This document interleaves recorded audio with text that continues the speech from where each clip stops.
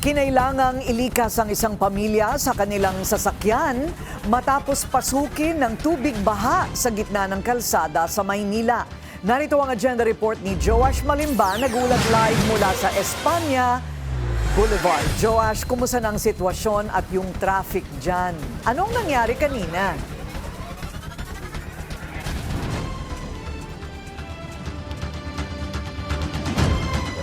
Ay lubog pa rin dito sa tubig baha yung maraming mga o yung karaan ng kalsada rito.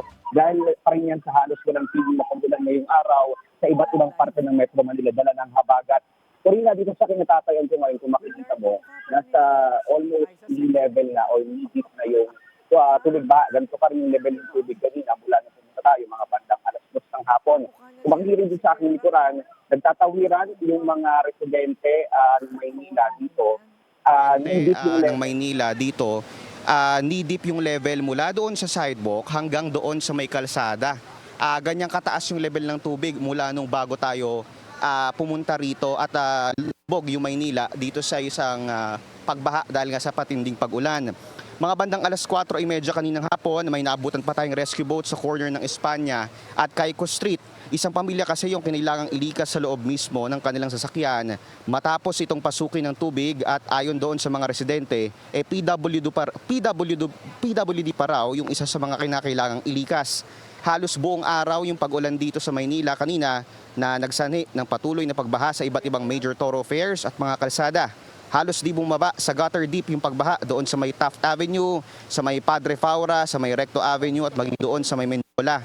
Para po doon sa mga motorista na papuntang Maynila from Quezon City, subukan po nating humanap ng mga alternative routes kung mayroon pa dahil baka mas stranded po kayo sa kahabaan ng Espanya.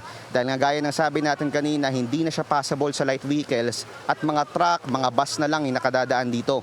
Sa kasalukuyan, panaka-naka pa rin yung pag-ulan. At wala pa halos senyales na uhupa yung level ng tubig dito sa may kinatatayuan natin sa Espanya Boulevard.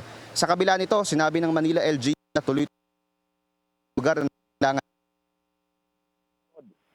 may mga libreng sakay rin na pinangungunahan yung Hawkers Division ng Manila LGU, kabilang sa mga ruta nila yung Taft Avenue to Rizal Avenue, Divisoria to Taft Avenue at Santa Cruz to UN Avenue. Nagpapaalala rin ng lokal na pamahalaan na patuloy na mag-monitor ng mga announcement at lumikas kung kinakailangan lumikas. Para naman sa mga estudyante, nag-anunsyo na rin ng Maynila na suspended ang face-to-face classes in all levels sa public and private schools. Kurina kanya-kanyang diskarte yung mga residente dito sa Maynila kanina. May ilang commuters na tinitiis nila yung pagpasok ng tubig doon sa sinasakyan nila na jeep, pati doon sa mga bus mismo na pinapasok na rin ng tubig. Meron din tayo nakita kanina nag-aalok ng ditulak na mga sidecar na naghahatid ng mga estudyante sa Espanya. Sa mga LRT station ng Legarda at ng Recto.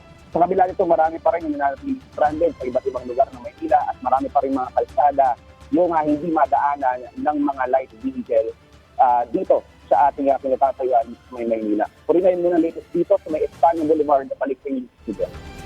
Maraming salamat, Joash Malimba, nagulat ng live mula sa Espanya sa Maynila.